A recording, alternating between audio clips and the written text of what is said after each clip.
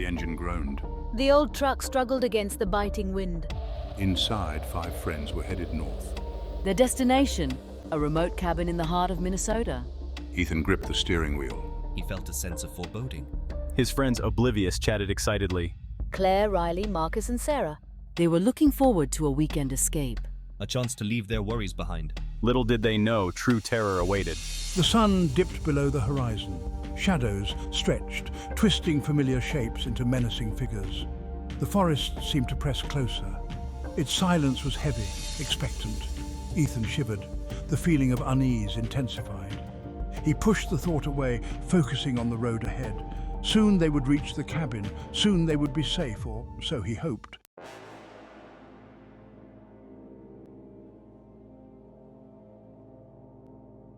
The cabin stood in a clearing, a lone sentinel against the encroaching darkness.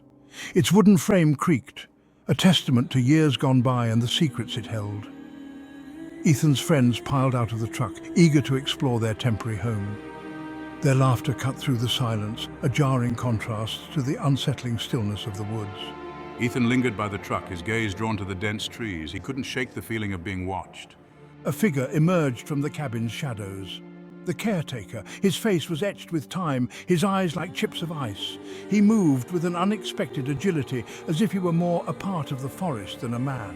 His voice was a low growl, barely audible above the wind. "Caretaker?" He handed Ethan the keys, his gaze lingering on each of the friends in turn. A shiver ran down Ethan's spine. This place held a darkness. He could feel it in his bones.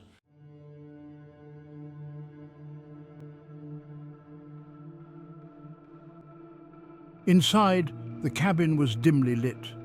The air was thick with the scent of pine and something ancient, undisturbed. The caretaker gave a cursory tour.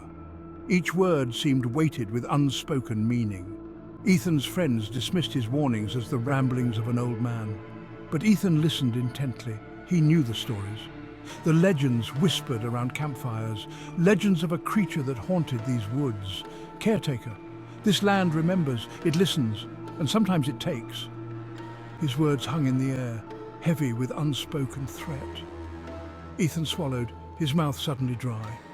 He knew then that their weekend getaway was about to become a fight for survival. The forest had called, and it had found its prey.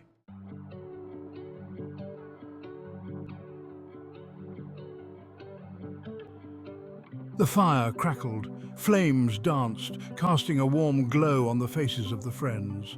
Outside, the wind howled, a stark contrast to the laughter and conversation filling the cabin. Riley told a joke. His booming laugh echoed around the room. Sarah and Marcus were engrossed in a game of cards, their competitive spirits momentarily eclipsing the unsettling atmosphere of the woods. Claire, ever the artist, sketched in a notebook, her brow furrowed in concentration. Ethan watched them from his seat by the window. He forced a smile, trying to share in their merriment. But a knot of dread tightened in his chest. The caretaker's warning echoed in his mind. His gaze drifted to the window. The trees swayed ominously. Their branches, like skeletal fingers, scraped against the glass. He could almost feel the eyes of the forest upon them, watching, waiting.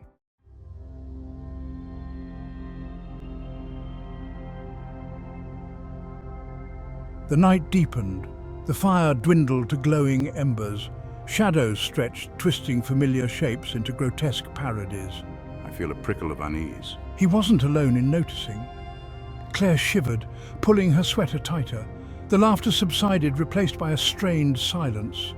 The only sound was the crackling of the dying fire and the relentless wind howling outside. This doesn't feel right. A log shifted in the fireplace, sending a shower of sparks up the chimney. The sudden noise made everyone jump. Ethan felt a chill crawl down his spine. It was more than just the cold. Something felt wrong, off. Is it just my imagination, or have the shadows grown deeper, more menacing? He glanced around the room, his gaze lingering on the dark corners.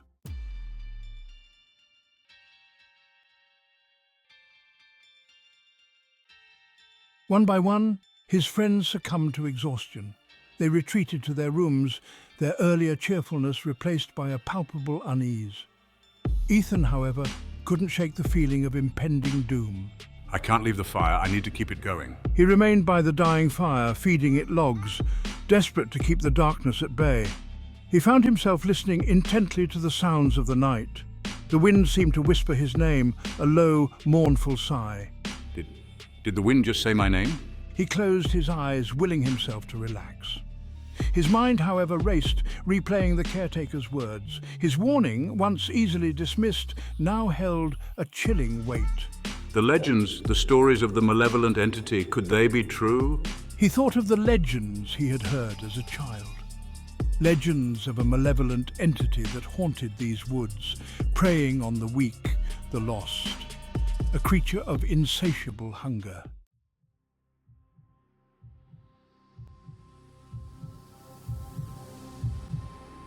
Just as he was about to give in to exhaustion, he heard it.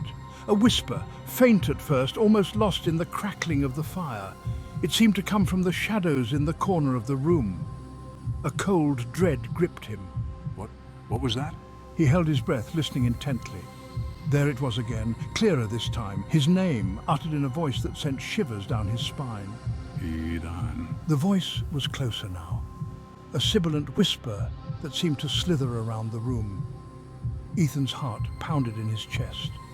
He spun around, searching the shadows, but there was nothing there.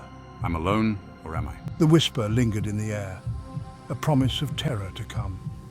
He knew then that the nightmare was just beginning. The forest had called, and it had named its prey.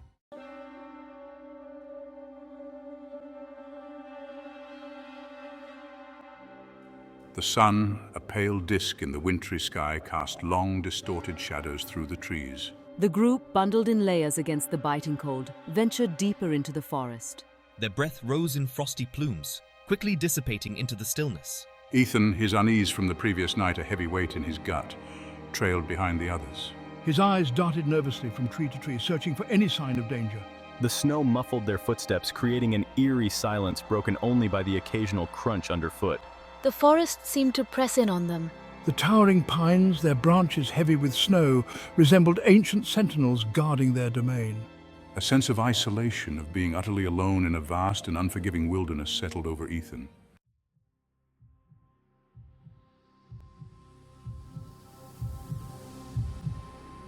They emerged into a clearing, the trees thinning to reveal a sight that sent a chill down Ethan's spine.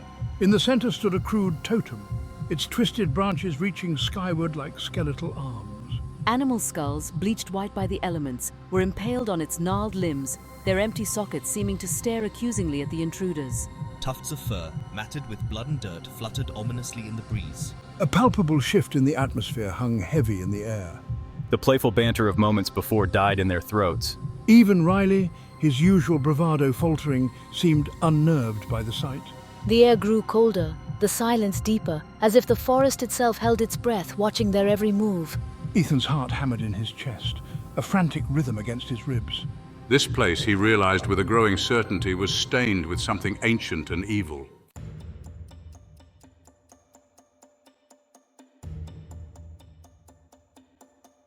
"What is this place?" Claire whispered, her voice barely audible in the stillness.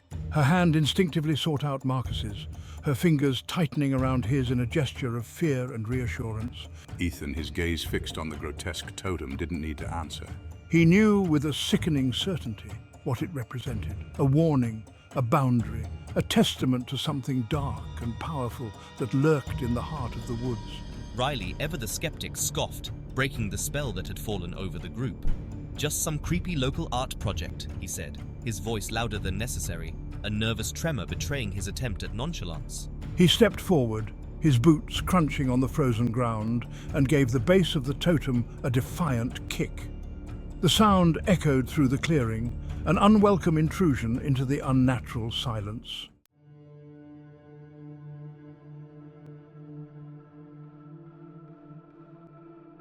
And then, from the depths of the forest came a sound that froze the blood in their veins, a shriek, piercing and primal, filled with an unspeakable rage and hunger. The air crackled with an unseen energy. The trees swayed violently, their branches groaning under the sudden onslaught. It howled through the clearing, a high-pitched, mournful wail that seemed to claw at their eardrums. As if in answer to Riley's act of defiance, the wind, which had been merely a whisper through the trees moments before, picked up with a vengeance.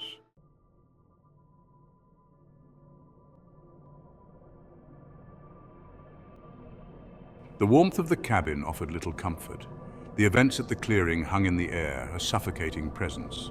Gone was the earlier merriment. Each friend retreated into themselves, haunted by the totem, the shriek in the woods, the feeling that something watched them from the shadows. Ethan felt it most keenly, a gnawing dread that twisted in his gut. He tried to appear calm for the other's sake, but his forced smile felt alien on his face. The wind howled outside, a constant mournful sound that seemed to claw at the walls, desperate to get in. Every creak of the old cabin, every groan of settling wood sent shivers down their spines. Even Riley, usually the picture of bravado, sat pale and silent, his gaze darting nervously to the windows. The shadows seemed deeper now, longer, as if the darkness itself was seeping into their sanctuary.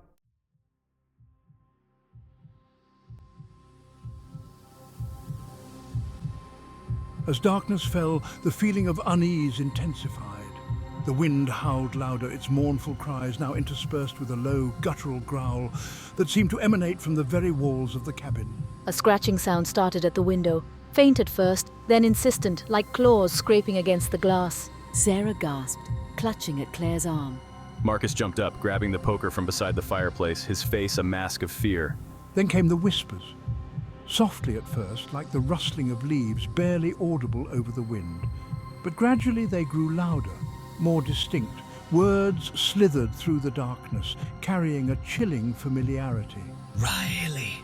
The voice was a low hiss, a grotesque parody of a human whisper. We know you're in there, Riley.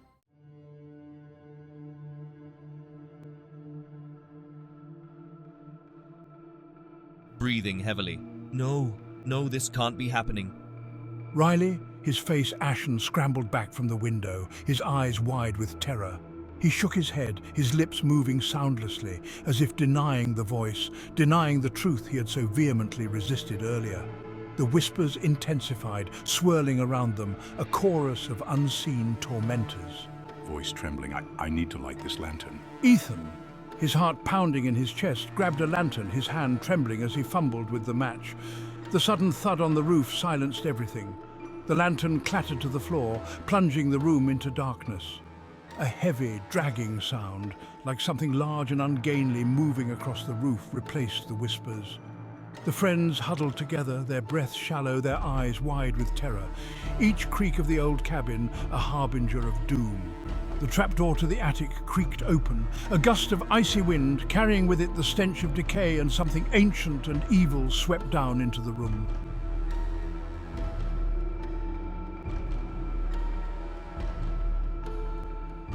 A shadow detached itself from the darkness of the attic.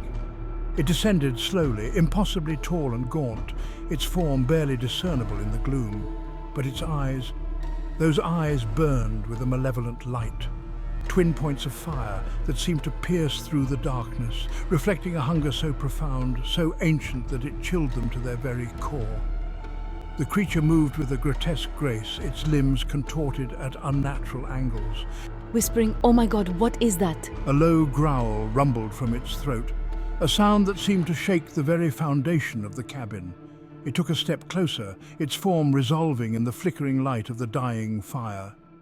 Pale, leathery skin stretched taut over a skeletal frame. Antlers like twisted branches crowned its head, their tips scraping against the low ceiling. Ethan knew with a certainty that defied logic that this was no ordinary creature. This was the stuff of nightmares. This was the Wendigo.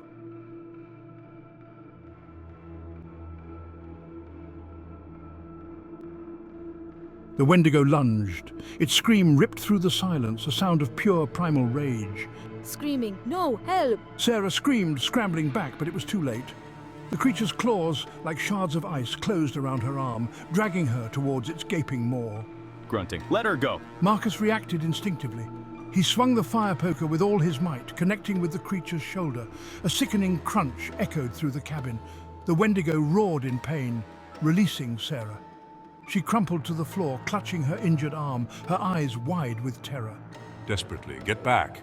Ethan grabbed a burning log from the fireplace, thrusting it towards the creature. Flames licked at its leathery skin, and it recoiled with a hiss, its glowing eyes narrowed in fury.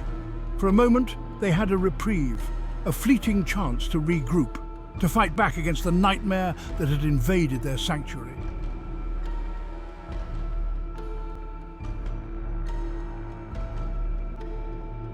Riley, run! Ethan shouted, his voice hoarse with fear and adrenaline. Riley, paralyzed with terror, stood frozen, his eyes fixed on the monstrous creature before him. The Wendigo turned its gaze upon him, its eyes burning with a cold, calculating hunger. It's like the creature savors our fear, drawing strength from our despair. With a blood-curdling shriek, Riley finally broke free of his paralysis. He scrambled towards the back door, fumbling with the latch. The Wendigo lunged again, its claws raking the air where Riley had stood moments before.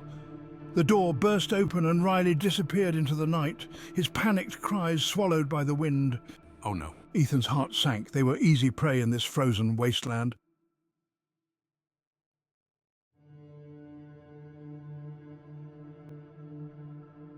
Don't listen, it feeds on your fear.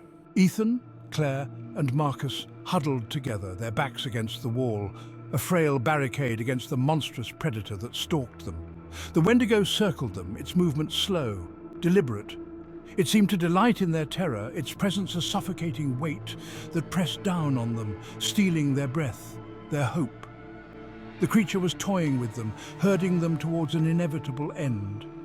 The whispers returned, slithering through the darkness, echoing their deepest fears, their darkest secrets. Don't listen, it feeds on your fear. But his words were lost in the cacophony of voices, each one twisting the knife of despair deeper into their hearts. The cabin, once a sanctuary, now felt like a tomb. The walls seemed to close in, suffocating them, mirroring the dread that threatened to consume them.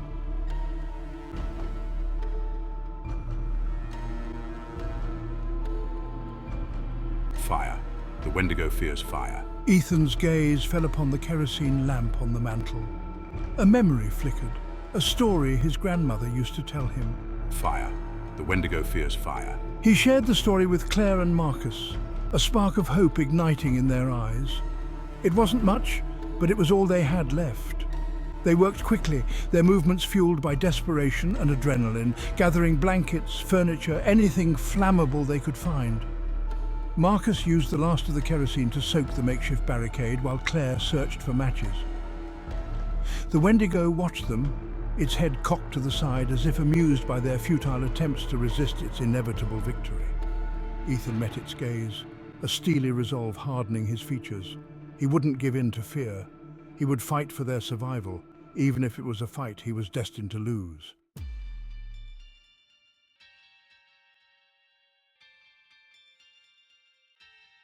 Ethan flung the door open. He didn't look back. He could hear the heavy thud of the Wendigo's footsteps behind him, feel the heat of its presence. The kerosene lamp, now a makeshift torch in Claire's trembling hand, cast flickering shadows that danced across the snow. They ran for their lives. The wind, no longer a mournful wail, seemed to spur them on, carrying the scent of pine and something ancient, something hungry. The clearing. The totem loomed before them, a skeletal sentinel against the night sky. Marcus, his breath ragged, stumbled. Ethan caught him, pulling him to his feet. Now, He shouted, his voice almost lost in the roar of the flames that now engulfed the cabin behind them. Claire hurled the torch. It arced through the air, a fiery meteor aimed at the heart of the Inferno. The kerosene-soaked barricade ignited with a whoosh.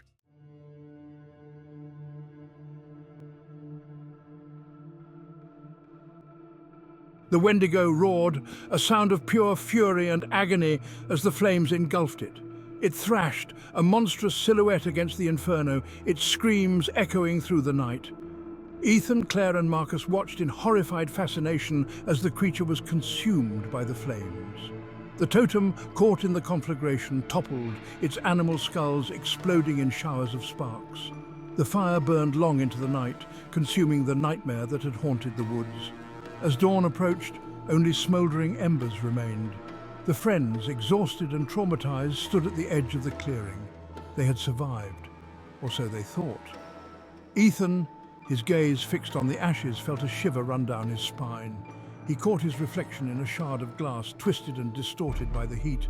His eyes, usually warm and brown, seemed to flicker, a cold, predatory gleam momentarily replacing their usual warmth. It's over, He muttered, his voice hoarse, unsure. But a whisper, faint as the dying embers, seemed to echo his words, a chilling promise that the nightmare was far from over. Is it